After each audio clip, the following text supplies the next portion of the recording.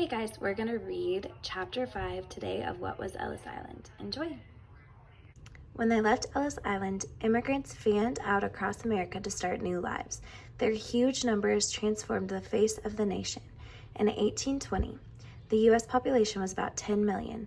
By 1920, it was 10 times greater, largely due to the yearly inflow of people from Europe. Millions of immigrants moved to the vast plains out west. In the late 1800s, the government gave away land to homesteaders who agreed to farm it. When the free land ran out, railroad companies sold millions more acres at very low prices. They wanted towns to be built along their rail lines, and immigrants were eager to build them. Most immigrants, however, headed for the big cities to work in factories and mills. At the turn of the century, America's economy was booming. Across the nation, bridges, skyscrapers, and rail lines were being built. In 1913, new cars were pouring off assembly lines. The steel industry drove the boom, and immigrants supplied the manpower to make steel. More than half of U.S. steelworkers were immigrants. They worked 12-hour days, 7 days a week. Steel tycoon Andrew Carnegie gave his workers only one day off, on the 4th of July. On the other 364 days, his crews were on the job, working furnaces heated to about 3,000 degrees. "Hard. I guess it's hard," said one immigrant steelworker. "I lost 40 pounds the first 3 months I came into the business." It sweats the life out of a man. Fiorello LaGuardia, 1882 to 1947.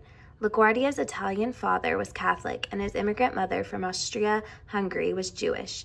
Able to speak 5 languages, LaGuardia worked as an interpreter at Ellis Island for 3 years while going to law school. He was known as one of the kindest officials on the island.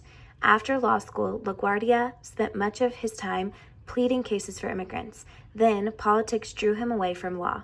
In 1916, LaGuardia was elected to the U.S. House of Representatives. In 1933, he became mayor of New York City. During his 12 years in office, LaGuardia oversaw the building of playgrounds, parks, and low-cost housing in poor neighborhoods. Today in New York, one of the nation's largest airports bears his name. Many immigrants leaving Ellis Island didn't go very far. 1 in 3 headed straight for New York City across the harbor. New York's towering skyscrapers, noisy streets, and endless activity were a world away from their quiet villages. "The city dazzled us," said one new immigrant. A German boy, William Reinhardt, recalled the awe of his first ride on an elevated train. "All of a sudden, my family of 10 were in the sky. Here we had been 21 days on the water, and now we were sailing through the sky with water underneath us."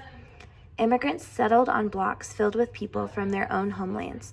Such neighborhoods were among the most crowded places in the world.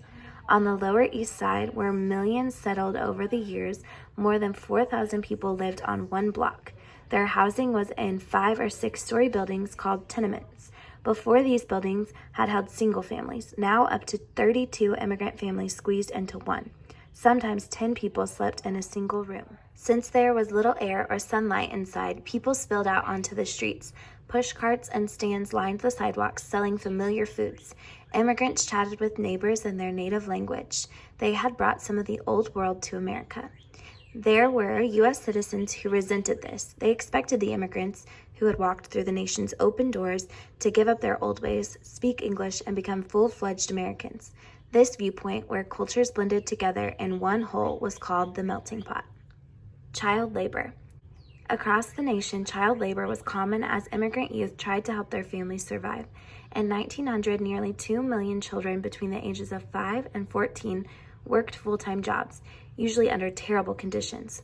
Lewis Hine, one of the photographers at Ellis Island, traveled across America for 10 years taking pictures of children in factories and mines.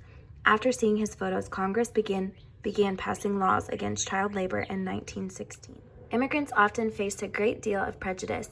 Finding a job was especially difficult in New York.